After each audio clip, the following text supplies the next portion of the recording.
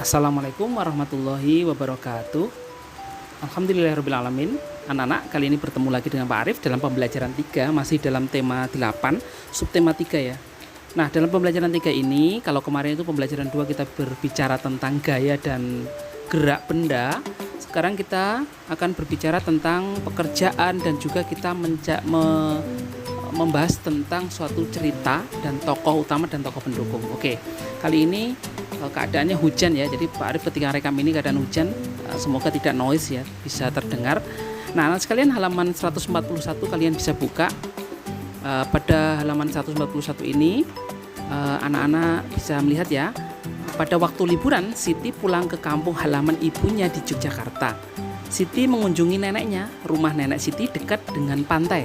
Siti senang membeli ikan di TPI. TPI itu adalah tempat pelelangan ikan. Siti membeli ikan bersama ibu. Di TPI banyak nelayan pulang melaut. Nah, nelayan bekerja mencari ikan di laut. Hasil tangkaran ikannya digunakan untuk memenuhi kebutuhan hidupnya sehari-hari. Mata pencaharian sebagai nelayan ditemui di daerah pantai. Berbicara tentang nelayan, mengingatkan kita pada cerita fiksi ya, namanya Nelayan dan Ikan Emas. Nah, kalian bisa lihat halaman 141 yang paling bawah. Nelayan dan Ikan Emas. Pak Arif akan bacakan ya, kalian simak. Dalam sebuah kisah diceritakan ada sepasang suami istri yang sudah tua dan hidup sederhana. Sebut saja kakek dan nenek. Mereka tinggal di gubuk reot di tepi pantai. Untuk memenuhi kebutuhan hidup sehari-harinya, kakek bekerja sebagai nelayan. Nenek di rumah mengerjakan pekerjaan rumah. Seperti hari-hari biasa, pagi itu kakek pergi ke laut mencari ikan. Kakek mencari ikan menggunakan jala. Hampir seharian kakek menjala, tetapi kakek belum juga mendapatkan ikan. Hingga akhirnya jala kakek bergerak kencang. Kakek segera mengangkat jalanya. Ternyata kakek mendapatkan seekor ikan mas kecil. Alangkah terkejutnya kakek saat memegang ikan mas terdengar suara layaknya manusia. Suara itu berasal dari mulut ikan mas. Ternyata ikan mas hasil tangkapan kakek bisa bicara. Ikan mas minta tolong kepada kakek untuk dilepaskan kembali ke laut. Sebagai imbalannya, ikan mas akan memenuhi segala permintaan kakek. Akibat rasa kaget, tanpa berpikir panjang, kakek langsung melepaskan ikan mas kembali ke laut tanpa mengajukan permintaan apapun. Kakek pulang dengan tangan hampa karena seharian kakek tidak mendapatkan ikan. Tak pelak nenek yang sudah menunggu lama di rumah marah. Nenek bingung karena tidak ada yang bisa dimakan hari itu. Untuk menenangkan hati istrinya, kakek menceritakan pertemuannya dengan ikan mas ajaib yang bisa berbicara layaknya manusia dan berjanji mau memenuhi segala permintaannya. Mendengar cerita kakek, nenek tambah marah karena kakek tidak minta apapun dari ikan mas. Padahal hidup mereka serba kekurangan, bak cucian lapuk dan tinggal di gubuk reot. Nenek menyuruh kakek kembali ke laut dan mengajukan permintaan kepada ikan mas. Nenek menginginkan bak cucian yang baru. Akhirnya kakek kembali ke laut dan meminta bak cucian baru kepada ikan mas. Sungguh ajaib, dalam waktu sekejap sudah ada bak cucian baru di depan rumah. Keajaiban itu ternyata tidak membuat nenek bersyukur. Sebaliknya, nenek semakin serakah. Nenek menyuruh kakek kembali ke laut untuk mengubah gubuk reot menjadi rumah baru tanpa ada kayu lapuknya. Kakek pun menuruti keinginan nenek. Kembalilah kakek ke laut menemui ikan emas dan menyampaikan keinginan istrinya. Lagi-lagi terjadi keajaiban. Sepulang dari laut, rumah kakek sudah berubah menjadi rumah baru tanpa ada kayu lapuknya. Sang nenek masih saja tidak puas dengan rumahnya barunya. Banyak permintaan yang nenek ajukan, mulai dari istana, menjadi penguasa provinsi atau gubernur, dan menjadi ratu. Semuanya sudah kakek sampaikan kepada ikan mas dan terkabul. Pada dasar manusia serakah, ia ingin meminta lebih. Akhirnya nenek menyuruh kakek minta kepada ikan mas agar nenek menjadi dewi laut dan ikan mas menjadi pelayannya. Mendengar permintaan tersebut, ikan mas tidak menjawab apapun dan langsung kembali berenang ke laut. Ketika kakek pulang ke rumah, ia tidak melihat lagi istana dan pelayan-pelayan istrinya. Kakek hanya melihat gubuk reot dengan beberapa kayu lapuknya, sementara nenek tampak duduk melamun, memandangi bak cucian yang lapuk seperti sedia kala. Penyesalan atas keserakahan nenek pun tiada guna. Nah, sekarang kamu sudah mendengarkan cerita dari Arif tadi ya. Kamu nanti coba baca sendiri ya, karena ini membaca ya. Kamu tadi mendengarkan, boleh Tadi nanti kamu juga bisa membacanya.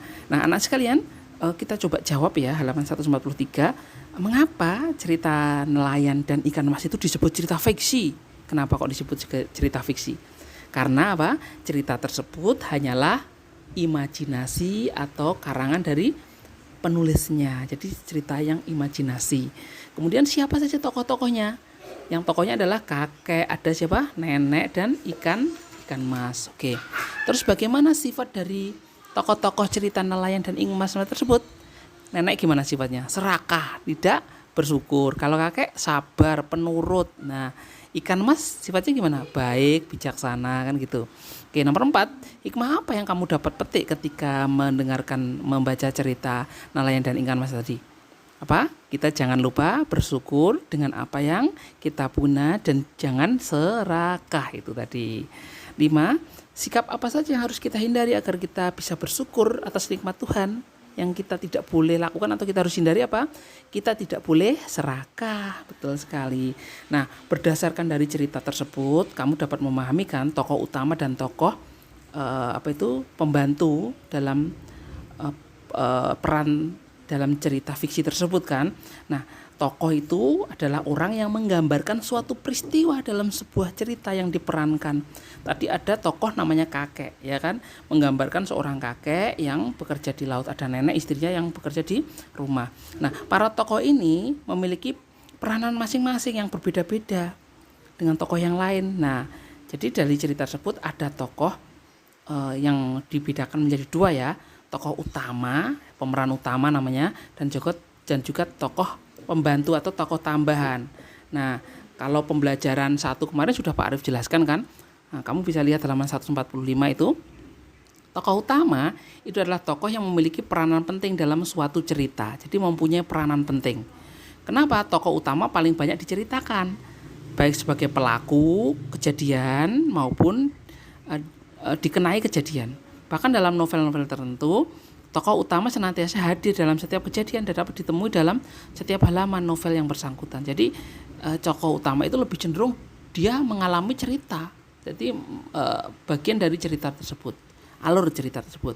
Sedangkan tokoh tambahan adalah tokoh itu atau tokoh pembantu atau tokoh tambahan, yaitu tokoh yang memiliki peranan tidak penting dalam cerita. Jadi kehadirannya itu hanya sebagai pembantu, sekedar menunjang tokoh utama. Nah, itu tokoh pembantu dan tokoh utama dan tokoh pembantu. Jadi kamu bisa bedakan. Contoh mungkin cerita ini ya, cerita tadi nelayan tadi dan ikan mas, bukan ikan masnya tokoh utamanya, tapi tokoh utamanya kakeknya. Kakeknya berperan penting. Tokoh pembantunya malah ikan mas dan neneknya tadi. Nah, itu ya. Terus kemudian tokoh itu dibedakan secara peran, itu ada 2. Secara peran ya. Dia berperan sebagai apa? Orang jahatkah atau orang baikkah gitu ya. Jadi secara peran ada tokoh namanya protagonis dan antagonis. Protagonis itu adalah yang memiliki watak baik sehingga disenangi, dikagumi oleh pembaca. Protagonis adalah pelaku yang memiliki watak yang baik ya. Nah, kemudian kalau antagonis adalah tokoh yang tidak disenangi pembaca karena perannya tidak sesuai dengan diinginkan pembaca. Kenapa? Perannya jelek, jahat begitu ya, protagonis gitu. Nah, kamu bisa membedakan kan cerita ini tokoh antagonis siapa, tokoh protagonis siapa. Nah, anak sekalian, dalam cerita tersebut kalian juga bisa menuliskan ya bersama mungkin mas, mbak atau ayah, bunda. Kita akan menuliskan siapa tokoh utama. Nah, tokoh pembantunya siapa? Tokoh utama adalah kakek, tokoh pembantunya ikan mas dan nenek. Oke, betul. Kalau protagonisnya siapa? Yang baik. Iya, kakek ya, dan ikan mas baik ya. Yang antagonis nenek, betul sekali, yang antagonis nenek karena nenek orangnya apa ya tadi, serakah, tidak mau bersyukur. Oke. Nah, anak-anak sekalian, halaman 46 kalian bisa lihat peran tokoh dalam suatu cerita itu menggambarkan peran manusia dalam kehidupan sehari-hari. Jadi mempunyai peran dalam kehidupan nyata, manusia itu mempunyai karakter yang berbeda. Jadi setiap menungso, jadi kamu itu karakternya berbeda. Karo koncomu ya beda. Nah, koncomu mungkin wonge apa itu namanya, ada yang gampang nangis, ada temenmu yang galak mungkin ya, ada kamu yang lucu, temen lucu begitu, ada yang pemalas, ada yang rajin. Itu karakter-karakter yang ada pada diri seseorang berbeda-beda. Ada yang pendiam, ada yang suka bercerita, suka berbicara, ada yang kalau nggak ditanya nggak ngomong, begitu kan banyak. Nah, di dalam masyarakat Indonesia, masyarakat itu kan banyak, plural. Jadi kalau kamu melihat teman kamu atau orang dempelan atau orang ngelanduk atau orang bedek dan sebagainya itu berbeda. Orang sana orangnya gerabak-gerabak, mungkin sana yang satu orangnya pendiam, orangnya egois, orangnya itu tidak mau mengurusi orang lain, begitu juga ada. Nah, itu karena masyarakat Indonesia itu plural, banyak. Plural itu majemuk itu berbeda-beda, banyak gitu. Nah, karakteristik adalah karakter dan gaya hidup seseorang serta nilai-nilai yang berkembang secara teratur sehingga tingkah laku menjadi lebih konsisten dan mudah diperhatikan. Jadi karakteristik itu ciri khas karakter secara alamiah yang melekat pada diri seseorang, karakteristiknya. Jadi karakteristik individu adalah ciri atau karakter yang melekat jadi pada individu di masyarakat itu. Kalau masyarakat Indonesia, karakteristiknya masyarakat Indonesia secara fisik, secara kegemaran, pekerjaan, ras, suku, pengetahuan, dan agama, kepercayaan, mereka beragam, berbeda-beda. Ada mungkin fisiknya, ada yang tinggi, ada yang besar, ada yang gendut, ada yang kecil, ada yang krempeng, ada yang putih, ada yang hitam. Kegemarannya ada yang suka bermain, ada yang suka belajar, ada yang suka membaca, ada yang suka sepedahan dan sebagainya, banyak kan. Pekerjaan-pekerjaan juga banyak, ada petani, ada dokter, ada guru dan sebagainya. Ada ras, suku, ada Madura, ada Betawi, ada Sunda, ada banyak sekali kan suku-suku mereka. Agama pun juga begitu, kepercayaan pun juga begitu. Nah, keragaman karakteristik ini di masyarakat ini bukan menjadi penghambat pemersatu, mereka semuanya bersatu. Jadi ketika ada temanmu mungkin dari Madura, ada temanmu dari Sunda dan sebagainya, kamu bersatu bermain bersama, nggak masalah. Agama berbeda pun juga nggak masalah, dari suku berbeda nggak masalah, bahkan warna kulit dan sebagainya nggak masalah. Kamu tidak akan menjadi permasalahan. Bermain ya bermain saja. Nah, kalau di masyarakat bekerja ya bekerja saja, tidak perlu mempermasalahkan hal-hal seperti itu. Nah, kita sebagai warga negara Indonesia hendaknya saling menghormati. Jadi kalau ada perbedaan suku, karakteristik itu kita hormati di masyarakat. Karena apa? Karena kita banyak manfaat loh menghormati masyarakat, perbedaan di masyarakat itu. Contohnya ya, halaman 147 kamu bisa lihat beberapa manfaat yang dapat kita dapati dari perbedaan karakteristik itu. Kamu dapat belajar saling menghargai karakteristik setiap individu. Jadi karakteristik setiap individu kamu menghargai. Oh, ada teman saya itu yang suka bercerita, ngomong gitu ya, suka ngomong, ya sudah kita hargai. Ada yang pendiam, nggak boleh kita, wah kok meneng, wae memang anaknya meneng. Kalau kamu nggak tanya dia nggak akan jawab, itu kan ada juga. Ada yang bocah itu suka usil gitu ya, suka nggak gelem meneng gitu ya. Kadang kadang melaku gak iso-isone melayu gitu ya. Anak itu kayak gitu. Ya, seperti itu karakteristiknya masing-masing. Ada yang dia pendiam, nggak boleh kita itu menjadikan dia seperti teman kita yang pandai bicara, ngomong kayak gitu. Nah, itu ya, kita saling menghargai. Kemudian belajar bersosialisasi. Sosialisasi itu maksudnya kamu belajar berinteraksi dengan masyarakat lain. Oh, ternyata di masyarakat itu ada orang yang seperti ini. Jadi saya harus menempatkan diri seperti apa begitu. Belajar toleransi yang ketiga. Toleransi itu gimana? Kamu mentolerin. Kamu menghargai, kamu tidak boleh memaksa kehendak. Kalau ada orang yang mungkin kebetulan tetangga kamu atau orang lain beragama non muslim, kalau dia beribadah ya tidak boleh kita itu menghalang-halanginya. Silakan dia beribadah, merayakan hari raya umat lain, begitu boleh. Kemudian yang keempat, saling melengkapi sesama individu. Saling melengkapi gimana? Kalau ada tiga serangkai ya, temennya tiga, adanya satu berbicara pinter ngomong, satu lucu, satu itu tegas gitu ya, satu pendiam gitu ya. Jadi satu lucu banyak bicara, satu tegas, satu pendiam saja. Itu saling melengkapi. Yang pendiam mungkin biar suasana cair, dia ada temen yang suka melucu, suka bercerita, rame kan akhirnya. Terus kemudian ada temennya tegas, kalau memutuskan ayo kita kemana, pergi jalan, kita jalan ke Gunung Bedah mungkin ya. Terus kemudian teman-temannya masih di situ ditegasi, ini gimana, kita jadi main nggak? Kalau nggak main ya sudah, kita mungkin main ke tempat lain aja, ditegasi gitu ya. Atau mungkin ketika ada masalah dia yang jadi pemimpin, tegas. Nah, yang pendiam itu mungkin dia bisa mencatat sesuatu, atau mungkin dia pinter membuat karya sesuatu, permainan sesuatu. Kalau sepedanya rusak mungkin dia pinter dandani gitu ya. Ya berbeda-beda, saling melengkapi teman itu. Coba kalau 3 orang itu semuanya pendiam, pasti hening gitu ya. Itu ngapain mengheningkan cita, mulai gitu, diam saja kan nggak mungkin gitu ya. Nah, ternyata ini semakin deras ya hujannya. Dengeran nggak ini anak-anak? Semoga kedengeran ya.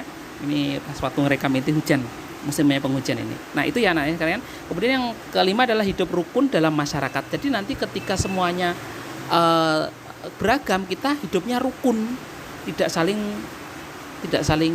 menghujat, tidak saling benci gitu. Nah, anak sekalian, kamu bisa melihat halaman 147 dan 148 ini tentang pekerjaan ya. Pekerjaan merupakan salah satu karakteristik individu dalam masyarakat. Misalnya, petani merupakan pekerjaan mayoritas bangsa Indonesia. Sebagai negara agraris, nelayan adalah pekerjaan yang ditekuni di daerah pantai. Sedangkan di pegunungan, mereka berkebun. Nah, banyak ragam pekerjaan di masyarakat. Pekerjaan yang ditekuni masyarakat sesuai dengan kondisi lingkungan. Ini kita bahas di subtema 1 kemarin ya. Nah, pekerjaan merupakan salah satu bentuk kegiatan ekonomi. Nah, kegiatan ekonomi itu apa, Pak? Kegiatan ekonomi itu adalah semua kegiatan yang dilakukan oleh manusia untuk memenuhi kehidupan dirinya, kebutuhan hidupnya, memenuhi. Contohnya apa? Kebutuhan hidup itu. Kebutuhan hidup itu ya makan, minum, kemudian berpakaian, tempat tinggal. Jadi apapun aktivitasnya, yaitu apapun kegiatannya, yang mana kegiatan itu untuk memenuhi kebutuhan hidupnya, maka itu adalah kegiatan ekonomi.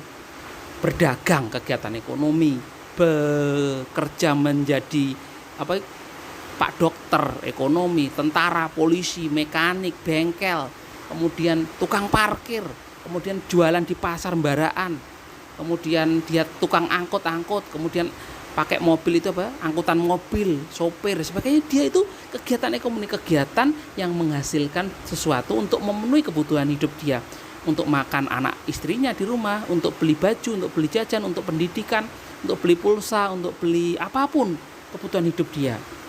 Bahkan membuat rumah, beli motor, beli mobil. Nah, itu adalah kegiatan ekonomi. Nah, berikutnya pada dasarnya pekerjaan itu kan ada dua. Itu kemarin pembelajaran di subtema 1 kita bahas ya. Pekerjaan yang menghasilkan barang dan juga pekerjaan yang menghasilkan jasa. Menghasilkan barang itu adalah pekerjaan menghasilkan sesuatu barang. Contohnya apa? Barang itu mungkin dia adalah seorang pembuat tempe, pembuat kue, penjual kue, pengrajin. Itu membuat barang. Petani pun juga gitu, dia menghasilkan barang. Apa barangnya? Yaitu padi tadi. Kalau petani jagung ya jagung. Nah, ada juga yang menghasilkan jasa. Apa menghasilkan pekerjaan yang bukan barang yang dihasilkan, tapi sesuatu yang dapat dinikmati, dapat dirasakan. Contoh dokter. Dokter nggak bisa apa hasil dokter? Ya kesehatan tadi, orang sehat. Guru, pekerjaan guru apa? Menjadikan siswanya pinter, tahu, dijelaskan seperti ini. Guru ngaji, guru neng MI, guru neng SMA dan sebagainya. Kemudian perawat, dia merawat yang sakit. Tukang potong rambut, apa hasilnya? Hasilnya rambut tadi. Polisi untuk keamanan, tentara menjaga perdamaian, seniman dan sebagainya itu ya. Itu yang orang nyanyi gitu ya, pariwisata, banyak sekali, transportasi dan sebagainya, itu adalah jasa. Jadi ada dua ya, pekerjaan barang dan jasa. Oke anak-anak, terlalu panjang mungkin ya video pembelajaran kali ini, tidak apa-apa. Semoga anak-anak bisa mempelajari tentang bagian dari yang pekerjaan, karakteristik manusia, dan juga tentang tokoh cerita. Begitu dari Pak Arif, terima kasih. Semoga apa yang Pak Arif sampaikan bisa diterima. Walaupun keadaan ini lagi hujan ya anak-anak ya. Semoga nggak noise ya, bisa terdengar. Oke, ini kita sambil nunggu tukang bakso lewat nanti ya. Terima kasih ya. Assalamualaikum warahmatullahi wabarakatuh.